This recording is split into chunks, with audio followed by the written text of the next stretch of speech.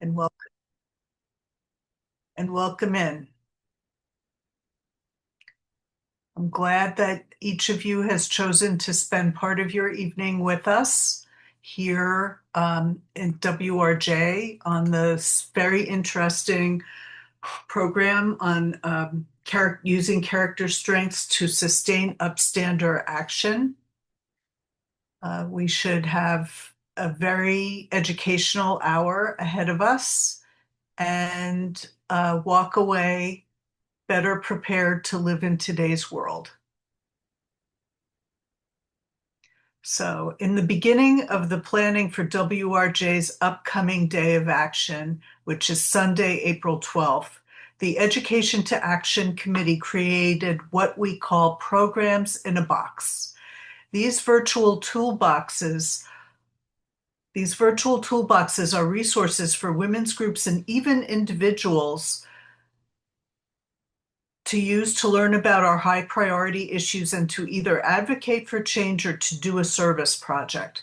The one thing that every box had in common was that understanding and being confident in being an upstander applied to every single issue, every one.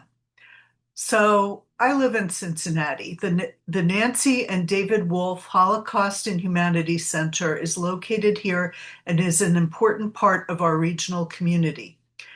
The center was founded by local Holocaust survivors grounded in their commitment to education that inspires action.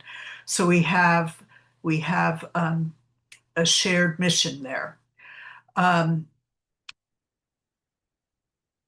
Workshops with the Nancy and David Wolf Holocaust and Humanities Center empower participants to become upstanders by harnessing their character strengths to foster personal growth and strengthen connection with others.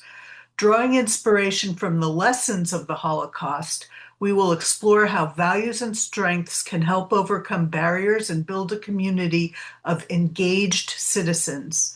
Through self-reflection and meaningful community building exercises, participants will leave equipped to create spaces where respect, collaboration, and upstanding are woven into everyday actions. Our educator, Brittany Pavely, is the Director of Youth and Professional Learning at the Nancy and David Wolf Holocaust and Humanities Center, where she designs and facilitates innovative experiential learning programs that leverage via character strengths to empower individuals to become upstanders. Brittany has extensive experience facilitating, engaging, hands-on educational experience for diverse audiences ranging from children to adults, educators, corporate groups, and community organization. Brittany holds a master's degree in education and spent a decade, God bless you, as a public high school teacher, specializing in inquiry-based historical thinking and gamification as tools for deep engagement. Brittany leads a team at the Holocaust Center dedicated to empowering individuals to become upstanders by harnessing their character strengths. Brittany utilizes strengths-based education, impactful storytelling, and engaging, tangible strategies to equip diverse groups, including schools, teachers, professional organizations, corporate teams, nonprofits, civil sector employees, and law enforcement. To build cohesive, thriving teams and workplaces of upstanders. Her workshops illuminate how everyday choices shape environments where people feel empowered to stand up for what's right and help participants identify and leverage personal and team strengths to foster resilience and high performance.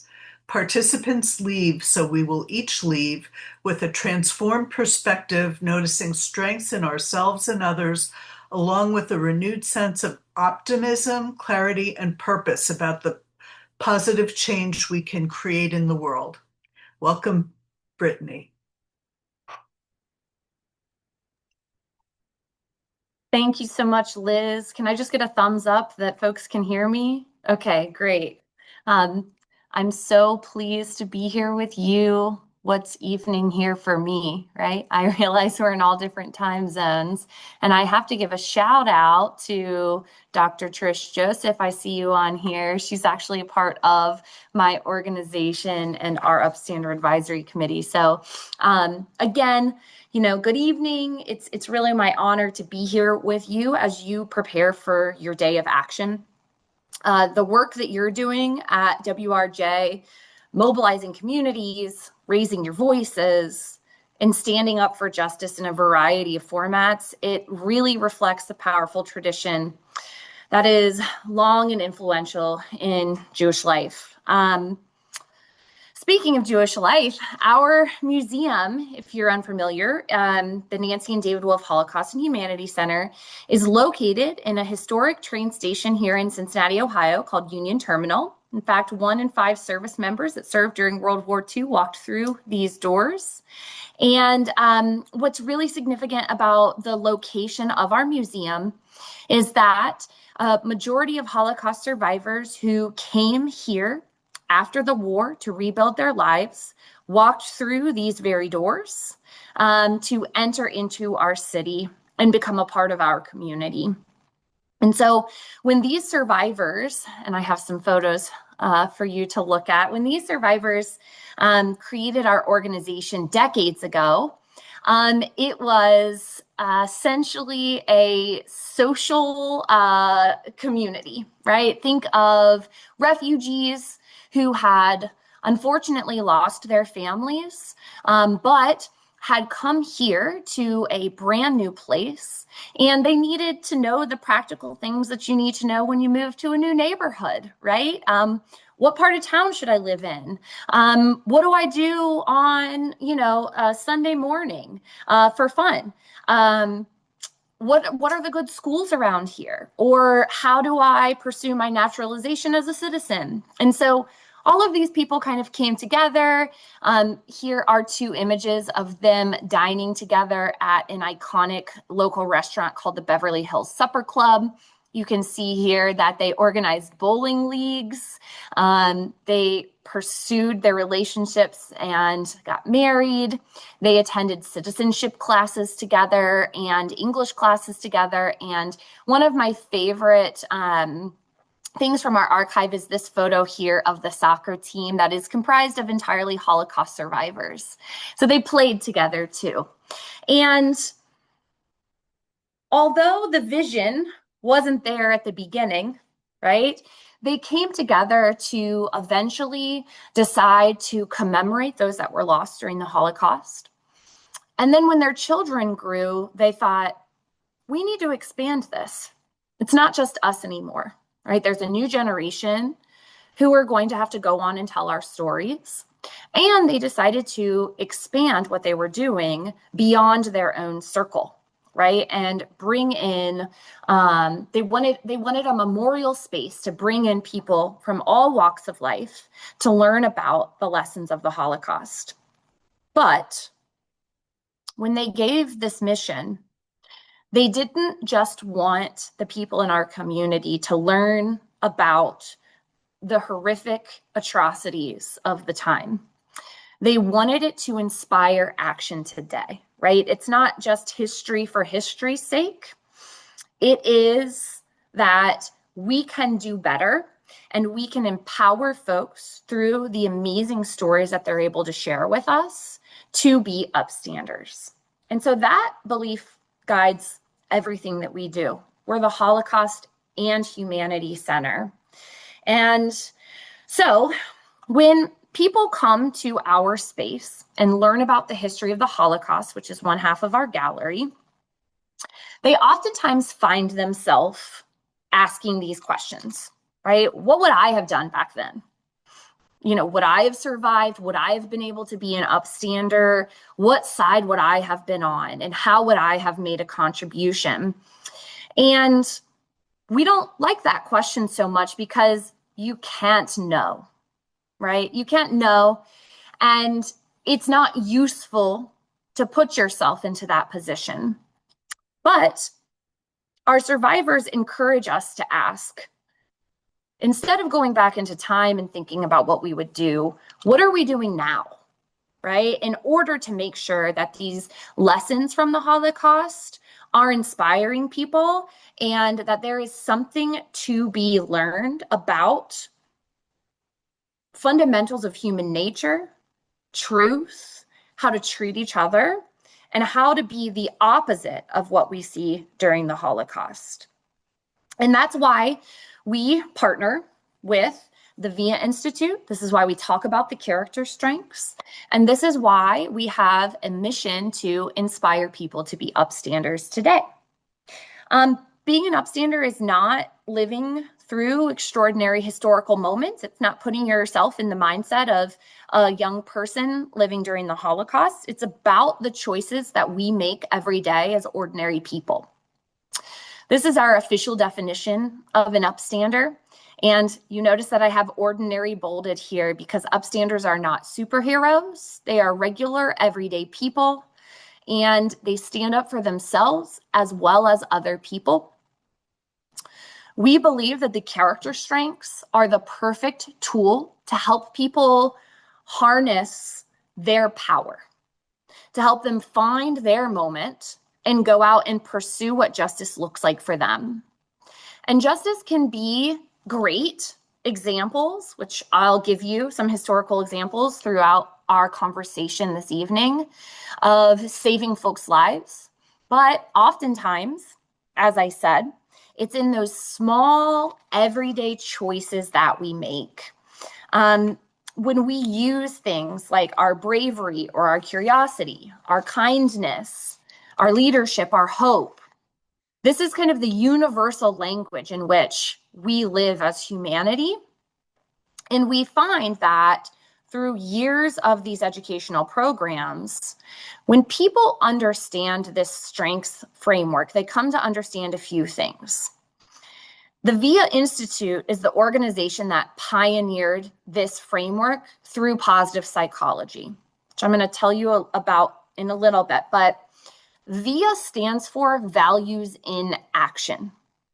Your character strengths are expressions, behavioral nods to what you care about and value in life. And what they show us is that there's not just one way to show up positively in the world. When you recognize your strengths and you recognize the power within those strengths, you can see it in yourself, you can see it in others, and you tend to realize that there isn't anything holding you back from acting justly now, right? There's no additional training that you need to go through. There's no additional toolkit that you need to reference. You don't need to read one more book or talk to one more person.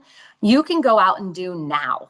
And that's what we hope that people will take from these trainings are, what strengths do you have that guide your actions as an upstander? And how are these going to help you sustain your work in justice, community, and spreading hope, right? These are our kind of two big questions that we hope that by the end of this, you'll be able to answer effectively. So before we dig into the positive psychology science of it all, at its core, or at my core, I'm an educator and a storyteller, and I want to tell you the story of Roma Coltman. Here is her photograph from before the Holocaust. She is smiling happily in this beautiful field in her hometown of Lodz, Poland. And when the Germans occupied her country, she and her large family were forced into the Lodz ghetto, which was defined by hunger, hopelessness, forced labor, constant fear, and her really trying to keep her mother alive. And even in that place, Roma in her testimony talks to us about how she tried to hold on to slivers of light in the darkness. And one of those ways that she did was reading. And we oftentimes talk a lot about resistance and being an upstander in today's kind of terms as we kind of get this pressure that we have to be brave activists. We have to be leading the charge, right? We have to put ourselves out there in a way that a lot of us are uncomfortable doing. So this is why Roma's act of resistance is so important to us when we're thinking about how we can encourage other people to go out and do good work and act as upstanders. She talked about how reading allowed her to imagine what was beyond the ghetto, right? And her most powerful statement, in my opinion, is she said the Nazis could take everything from her, but they could not take what was in her mind. And so she used this act of reading as an act of defiance. She would skip work and she would hide. And that means that she didn't get her rations for the day, but she would be enriched through this reading. And so in this place designed to strip people of dignity and identity, she protected those through this act of resistance.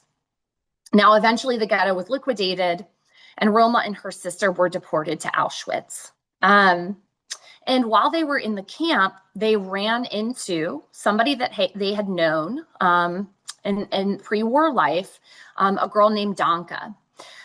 She had lost her sister recently. She was taken to the infirmary and she never came back. And she was hopeless. She was about to end her own life. And what Roma did was she faced a choice in this place where your survival was the ultimate goal. Roma chose to instead prioritize Danka's survival. And she, in this kind of cloud of despair that she was feeling, reached out to her and said, "You're going to be with us now. You're our sister now. You're our family now. And we're together till the end." In this place, built to destroy and dehumanize, Roma continues to show selfless commitment to helping others, to building a family and a support system for not only herself, but those around her. So this friendship becomes a source of strength for Roma, her sister Rose, and Danka, their new sister. They encountered a variety of atrocities that, we don't have time to talk about today. But what I want to kind of stop Roma's story with is she talked, and you can see here on the screen, she said, "We showed a lot of love to each other. This is what kept us sustained." The difference between the concentration camp and the ghetto was, in the ghetto, we were with our families, and the love for each other and looking out for each other, it was so tremendous and it was helpful. But in the camps, we didn't have anybody. And so throughout the rest of her life, she stayed connected with Danka, and she continued to speak about how important it was to reach out to those near you who were enduring suffering and help them. And I think that if somebody can do that during the most dire consequences, one of the largest atrocities that humankind has ever known, what do we have the capability to do with our love, with our compassion, and with our hope and will to go on and persevere? That's what grounds us in this work, right? And that even in the darkest circumstances, people still have choices to show love, to refuse to give up on one another.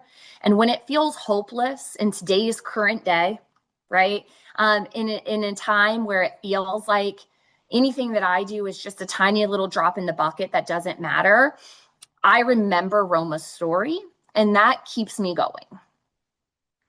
So our organization, we really don't just focus on the darkness of this chapter. We want to focus on the light as well. These small acts of courage, compassion, friendship, hope, that remind us that we have the capacity for incredible goodness among us, each and every one of us. And so we ask this question, right? Instead of allowing ourselves to be pulled into fear, cynicism, hate, and hopelessness, how do we choose to intentionally focus on the qualities that bring light to the world? And so that's where we get to the field of positive psychology and character strengths. So we are hardwired for negativity. I'm sure all of you are very well educated and know about our negativity bias, right? It's a psychological phenomenon where negative effects have a much greater impact on our psychological state than neutral or positive ones. I like this saying here: our brains are Velcro for the bad and Teflon for the good. This is a way that I try to keep perspective about this, that all of the positive things tend to bounce off of me, right? But one negative piece of feedback like this comic, right, is something that'll knock me off my horse and send me into despair. And that is because of the way that our brains are biologically hardwired, right? Thousands of years ago, one negative thing could mean life or death for us. And so, I'm not a psychologist. I call it the lizard brain, right? But deep into our, lizard brain genes, this is what we default to. And so what positive psychology does for us is it is a mindful way to flip that script, that we are so hardwired into noticing the negative instead of the positive. One of my favorite, sayings about positive psychology is that we want to focus on what's strong instead of what's wrong. And by amplifying the strong positive emotions we experience, increased engagement in relationships, we increase our sense of meaning and accomplishment. And this helps us as humans flourish and thrive. And so this movement came about in the late 1990s as psychologists were looking at the DSM-5, this tome that's 5,000 pages long, and it tells practitioners every single symptom that one could have indicating a mental illness and what the diagnostic criteria are for identifying that and how to treat it, suggested ways to treat it. And this group of psychologists asked about, well, how do we understand what helps people thrive and flourish? How do we understand what's good in our world and how we can continue to improve people's lives instead of deficit thinking by increasing what's already great?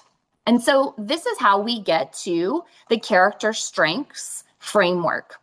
This is a scientifically validated survey that was established by these psychologists to reflect our values, like I said, and they show us how we see and respond to the world.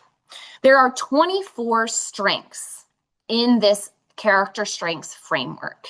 And Rena, if you don't mind popping the overview into the chat for those folks who have not been able to take the survey. It looks like you already did. Thank you. I appreciate that. You can click that link, folks, to see all 24 strengths.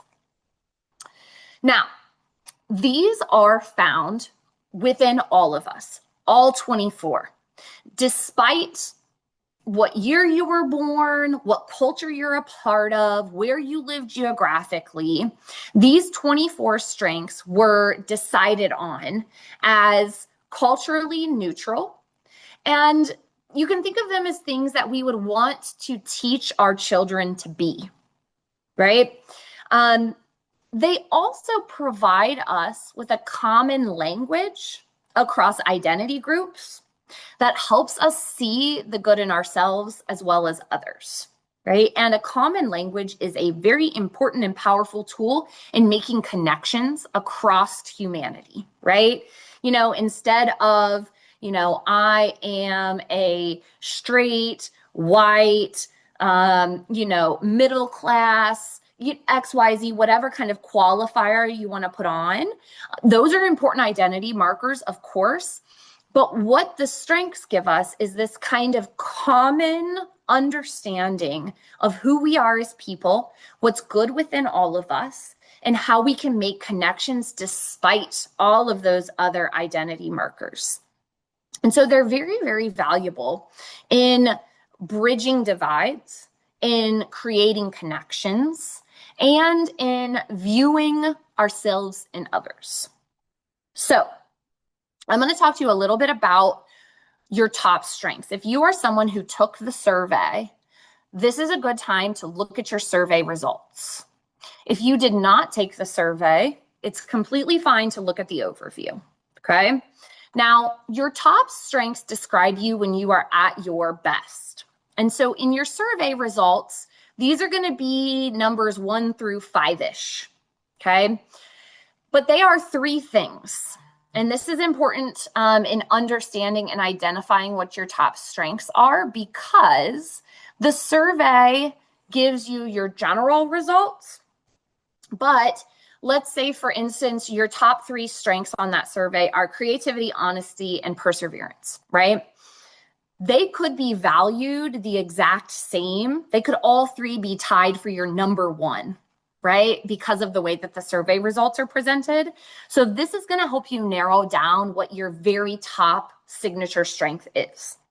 So first, your signature strengths are energizing, meaning that when you utilize them and practice them, they bring you energy. They liven things up for you. If you are someone who has teamwork as your top strength, then you honestly go to job interviews and you say, I love collaborating on a team. I love hearing everybody's opinions before I make a decision. But if that's not one of your top strengths, you might just say that in that job interview to get the gig, but actually it makes you exhausted to sit in a room full of 6 different people who are constantly telling you their opinion, right? So that's what I mean by energizing. It brings you energy and joy. Next, they are effortless. So our strengths, for better or for worse, are oftentimes they are on autopilot. And so we aren't thinking about the use of the strength when we're using it oftentimes. The example that I like to give here is, if humor is your top strength, you aren't going home and practicing jokes in the mirror every night to tell to your work friends the next day, right? You just naturally see the lighter, more joyful side of things, and you're able to bring it up in conversation with your wit. And that's just who you are, which leads me to the last E of our 3 E's of your top strengths. They are essential to who you are as a person. As I said, I'm an educator, I'm not a psychologist, so you're going to have to bear with me as I stumble through this explanation. But the important researcher psychologists, they wanted to test how essential these top strengths were to folks. And so they constructed an experiment where they did the MRI, I think, is the thing where you can see the brain waves. I don't know. Someone who's a doctor can correct me in the chat. But where you can see the brain waves that activate when you're thinking about something. And they asked them a series of questions. And one of those questions was, we'd like you to think about a time or a person who you loved deeply and you lost, right? And so the areas of the brain that are associated with heavy and deep grief are activated for these answers. And in the course of this questioning, they also ask those people, what if you were never able to use your top character strength again? So for instance, let's go back to teamwork, right? If your top strength is teamwork, then you're never able to work on a team again. You're solo the rest of your life. Or maybe if appreciation of beauty and excellence is your top strength, then you'll never be able to take in a sunset again, right? Those same centers of grief activated for those people in the amounts that were activated when they thought about the loss of a loved one. This is how ingrained they are into people's identities. And so, after having said those things, what I would like to do is give you a moment to reflect on your results. Again, if you don't have results, I'd like you to look at the overview. And what I'd like you to do in this reflection, in community with us, if you feel comfortable, is in the chat, I want you to type in which one of these strengths you think is your top strength, your core strength, and one way that you see that come up in your daily life. I'll give you an example. My top strength is honesty. And one way that I tend to be known by that honesty here at the workplace is the people that I oversee. They know that I'm always going to be super transparent with them. So the trust that I've been able to develop on my team, because they know that my top strength is honesty and that it's how I live my life and it's how I work, I've been able to really cultivate positive, authentic relationships with them because they don't have to worry about trust. And so that's an example. If I were a participant here, something that I would type in the chat. So again, just take a moment, look at your results, and decide what is your top strength and how do you use it every day. I'm going to give you just a few moments.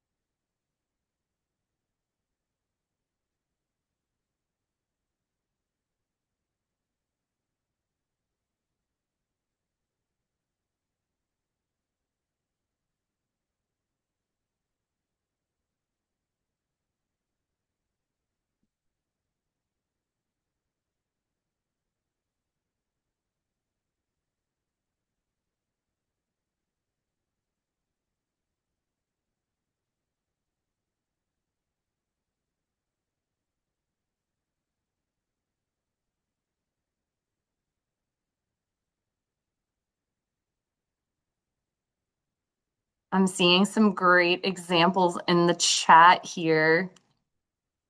Okay, Betsy, we're both honest, right? People often say to me facetiously, tell us what you really think. Because I tend to say exactly what I think. But yeah, a lot of us have love as taught in our taught strengths, very relational, right? Caring for others. I'm not surprised to see love of learning in this group here, right? Constantly asking questions and curious about how, why, what of the world. Um, yeah, seeking out new information.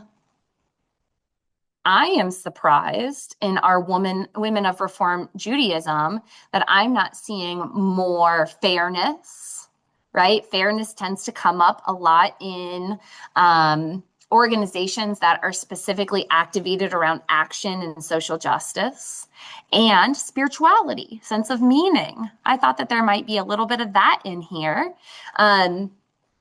Oftentimes people get confused about spirituality.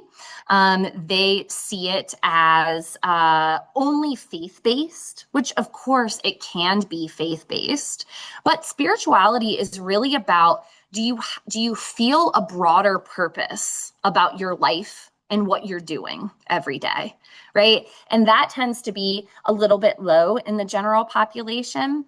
And so it's interesting to kind of see the different groups and the different people that we work with and how these strengths come up.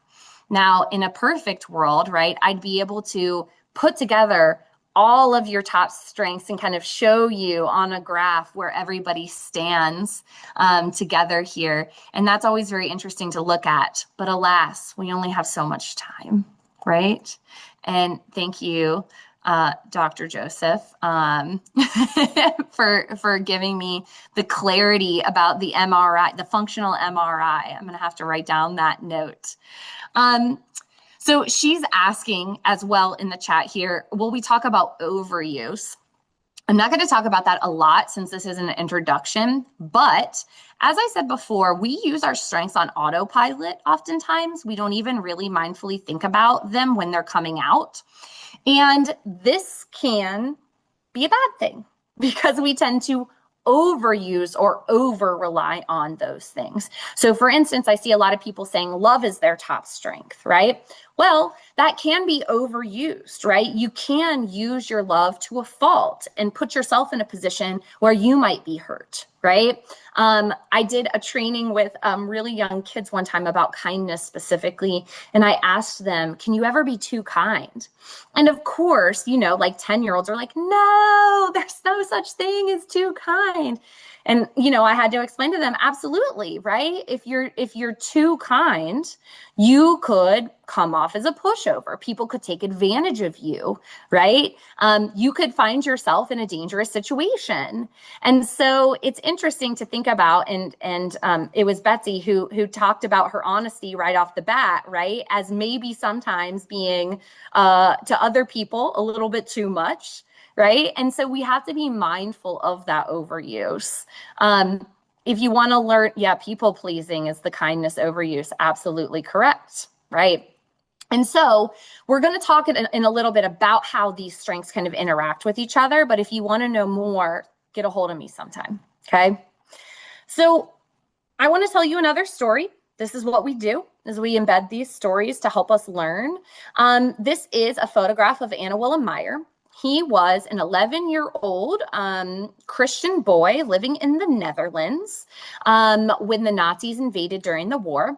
We have this incredible artifact. It was his essentially like uniform outfit that all of these kids wore in their town. And it's in our collection on display. We show this in hopes to tell the story about how, as a young Christian boy, he was approached by a neighbor and asked to help young Jewish kids as the Nazis were invading. It turns out that he had a bicycle and was 11 years old and willing to help young Jewish kids. That's what he was told. His neighbor gave him packages to deliver and eventually sewed in a hidden pocket in these pants in which she stuffed ration cards. And so he was delivering packages and ration cards to families that were hiding Jews. And his neighbor, who many of us may be familiar with when I tell you her name, was Corrie ten Boom. She was the leader of the Dutch resistance against the Nazis, wrote The Hiding Place, is very influential in helping hundreds of Jews survive this time. And of course, she was captured by the Gestapo, and that means Anna Willem was too. Now, he was one of 19 children, one of the youngest. Can you imagine? I have 2 children and it feels like 20. I can't imagine what actually having 19 would feel like. But he says that his parents, they told him to stop, but there was nothing that they could really do to control him, right? There was too much going on, and he kept it up anyway, and that's what led to his capture. And he carries guilt about that because his parents did tell him not to do it, but he continued doing it. He was sent to a camp, and he was able to escape after about 6 to 9 months. He came back home. It took him 3 days on his own at the age of about 12 to find his way back home, and his family was gone. All of them. And he had to live out the rest of the war completely on his own. And we tell this story because of a few different things. The first is his parents told him to stop because most parents talking to their 11-year-old in the middle of a world war are going to request that they don't get involved, right? I mean, that's not an unreasonable assumption. But it turns out that his family was deeply integrated into the resistance as well. His father was actually a local police officer, and Anna Willem was told later in life that his dad was arresting Jews in the front and then letting them out of the back. And so, although he defied them, he actually was living up to the morals that they taught him and that they were living out too. But he just didn't know that. Unfortunately, his family were murdered during the war, but he was able to connect with one sister afterwards. He survived himself. Here he is as Here he was 16, here he was in his mid 20s, and this is him on his wedding day with his wife, Josephina. They moved here to the United States and lived in rural Indiana, and only had 6 children themselves, but had a happy life. And he gave testimony to us and was engaged in our museum space. And this is a direct quote from his testimony that is shocking, right? He says, it was not brave or heroic. I knew the Jews and especially their kids needed help and they needed it right now. But I must admit that after those trips, he's talking about the package deliveries, my knees would be shaking and I was worn out. I think I was just not a brave man at heart.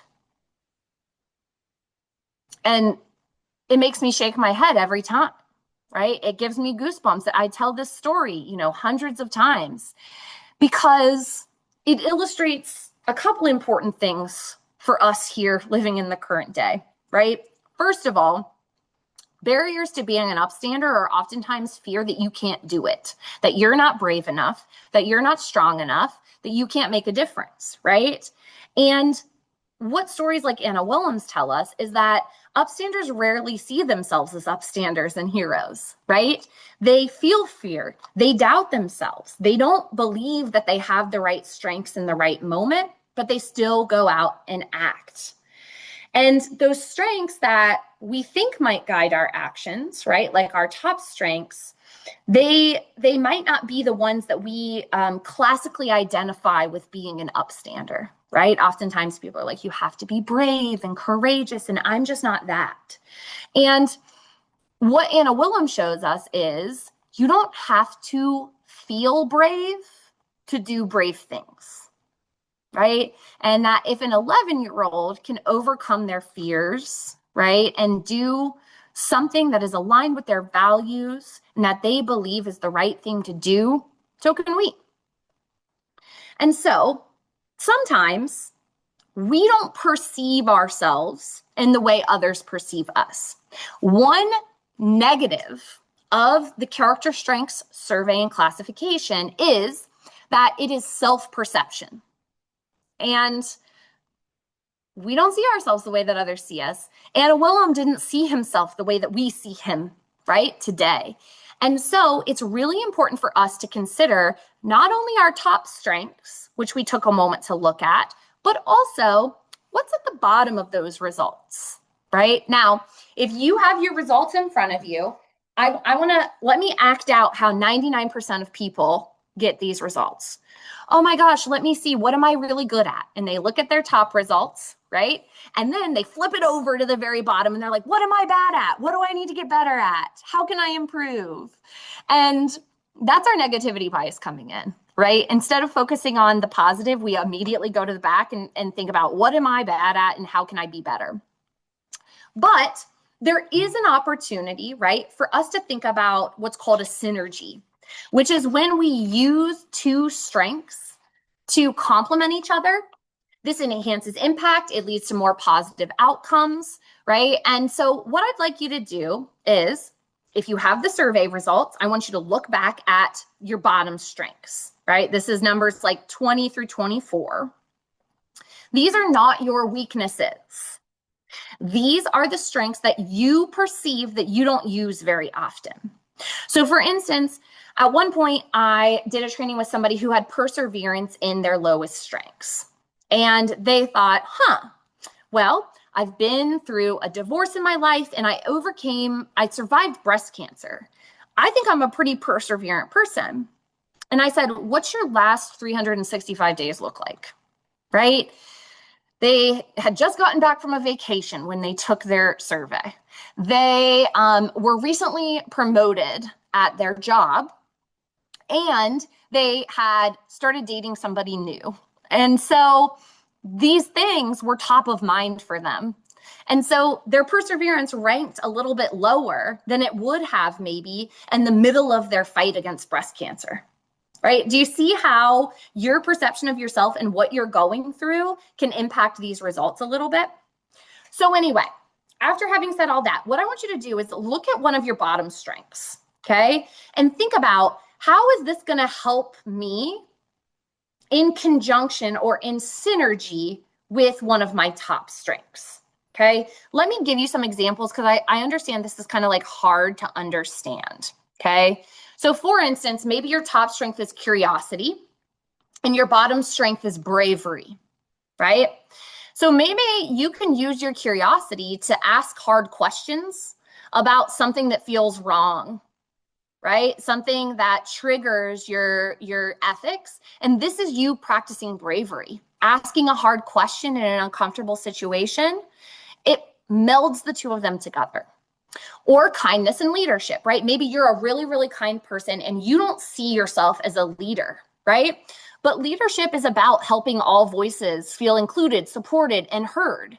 And so maybe in a situation where you feel like you're lacking in leadership, you can reframe that to think about how your kindness is leadership. This humor and zest one is my favorite. I recently stumbled across a Instagram account of people who they are volunteer clinic escorts for like Planned Parenthood and healthcare centers that are serving women seeking reproductive health care and abortions. And so they wear these like bright vests, like the high vis vests that say like volunteer.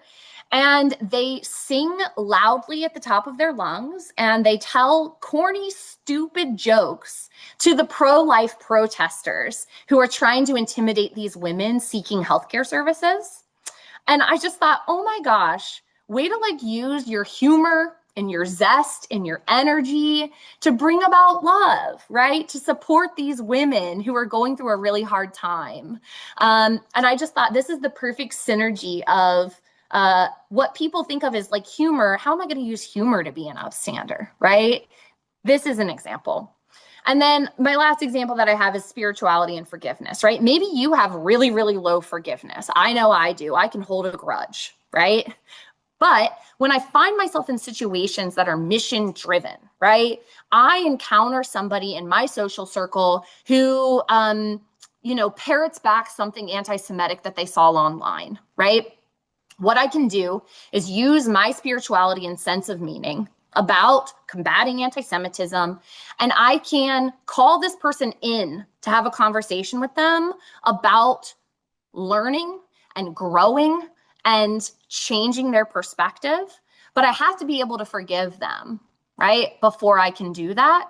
And so I have to toe up that forgiveness in order to kind of continue my sense of meaning. So I've been yapping a lot. And so can I again ask you to look at your bottom strengths and think about how you could mindfully pair that strength with one of your top strengths to help you be an upstander. And again, if you are someone who feels comfortable sharing that in the chat, it would be really beneficial for your peers to see how you're thinking about it. And I also learn something new every time I see this too. And then as far as timing goes, I think that I am probably only going to go about 3 minutes over my hard stop. So for my other people, I hope that's okay. 3 minutes is probably the best I've ever done.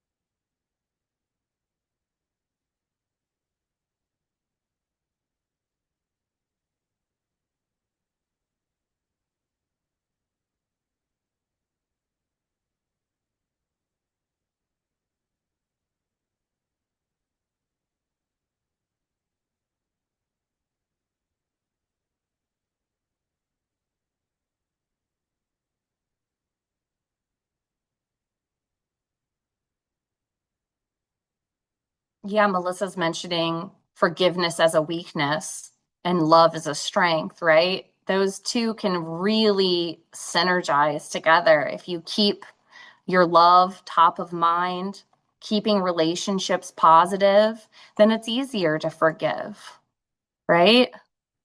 And it helps you forgive. So good. I mean, we could do a whole session on forgiveness, right? About how it's releasing yourself from the situation instead of the other person. That's so good. One of my lesser strengths is zest. And so you can pair it with curiosity. That's good, right? If you're curious, then you can toe up that energy about leaning into that curiosity and get, you know, jazzed about learning something new. I like that. Thanks for sharing that. Now, just for the sake of time, I'm going to move on. We could spend all night talking about these things, but, I just want to wrap up by saying, right? Being an upstander isn't about having all the answers, being a superhero that risks your lives for others, or surviving a worldwide tragedy like the Holocaust, right? That's not what we want people to think about when they think about upstanders. What we hope you'll think about is, what choices are you making every day? These small, tiny ripples of courage, compassion, conviction, kindness, love, honesty, social intelligence, perspective. How are you taking small steps every day in these service projects that you're working on, in your life with your friends and family, in your workplaces, that are going to ripple out and make an impact on those around you, even if you don't feel perfectly prepared to do it? That is such a barrier that we have to overcome. When we understand our strengths, how they work together, then we expand the ways in which we are able to respond when those moments pop up, right? And so as you go into your day of action, I hope that some of the stories that we talked about together will inspire and empower you, right? To think about here what one of our local survivors, Edith Carter, always liked to say during her Speakers Bureau talks. Everybody, every human being has the obligation to contribute somehow to this world. So I hope that you're leaving here thinking about, what are your major strengths and how are they going to empower you to contribute to the world? And so I am 4 minutes over my time. I lied about 3. I think Rena is going, yep, she has already put the feedback survey into the chat. If you are so inclined, I would love to hear what you think. It'll only take you 2 minutes, and then I'm going to hand it over to Lori to wrap things up for us. Okay, so I think we had a couple minutes. If anybody, I didn't see any questions in the chat specifically. Brittany answered the one that I saw. I think prior to starting, I think we had one other question. I don't know if that person still wanted to ask their question. The links were just posted for giving feedback, and then the link to the actual survey is the last thing that just got posted in the chat. Does anybody, I guess I can take maybe one question off the floor if anybody wants to raise a hand. Does anybody have any questions for Brittany? Betsy has her hand raised. Go ahead, Betsy. On the printout of the characteristics, under the bolded ones, there's a kind of a small one. What do those signify? Thanks for that question. It's a good one. You can come to training 2.0 to learn more. So those are the virtue categories. So when the psychologists created this framework, they found it was important to group the broader 24 strengths into 6 virtue categories. These are kind of like philosophical things. So you'll notice, courage is one of them. And so courage contains the strengths of bravery and honesty, for example, right? And so it's kind of like a level up from the strengths. I always talk about how your virtues are like this sense of purpose that you hold, and your strengths within those virtues are the behaviors that we can see. And so the last thing that I'll say in a very limited amount of time that I have to answer those questions, some of the other virtues are transcendence, as well as, oh my goodness, justice.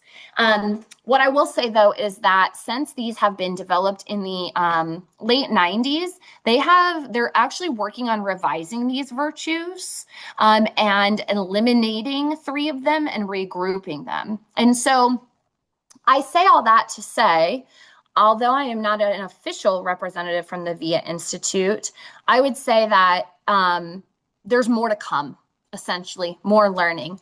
And so I don't tend to focus too much on those because I think they're still developing how they want to communicate that. Thank you. Yeah, thank you for the question. So interesting. This is also interesting.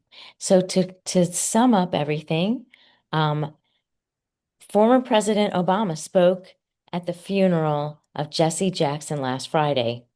Obama said, quote, "We are living in a time when it can be hard to hope. Each day we wake up to some new assault on our democratic institutions, another setback to the idea of the rule of law, an offense to common decency." Obama later noted that it's hard to hope in those moments. But this man, Reverend Jesse Jackson, inspires us to take a harder path. His voice calls on each of us to be heralds of change, to be messengers of hope. These words really spoke to me about our roles as upstanders when I was getting ready to close this program and I saw these words and I really thought they were very apropos to what we're talking about. So studying the Holocaust as we did tonight, we can learn from the lessons of the past. This session has helped us to look at how we can shape the future. It empowers us to make our marks on history. After learning about our own character strengths and connecting with each other, we hope you leave this session equipped with the tools to become an upstander. Thank you to the Nancy and David Wolf Holocaust and Humanity Center. They have shared with us the belief of Cincinnati Holocaust survivor Edith Carter, who said, as was already pointed out, every human being has the obligation to contribute somehow to this world. We have been immersed in a call to action. Through stories of modern-day upstanders and guided discovery of our own character strengths, we can be empowered to become change makers. I'd like to say thank you to my co-chair, Liz McOsker, for arranging this important session to help us prepare for our WRJ Day of Action. Please also join us for a special Havdalah to get us in the spirit for working all together on our April 12th projects. On April 11th at 8 p.m. Eastern Time, WRJ will be hosting Lighting the Way, a virtual Havdalah for social action. We are thrilled to be led by Michelle Citrin, Cantor Lauren Goodlev, and Emma Aronson, who will guide us through an evening of spirituality, connection, and purpose. And another upcoming program that we would like to highlight is on March 23rd at 7:30 Eastern. We will be holding Cooking Outside the Matzah Box, unique Passover recipes and a demonstration. So thank you everyone for being here. All those links are in the chats, and have a good evening, everyone. Thank you everyone for your participation.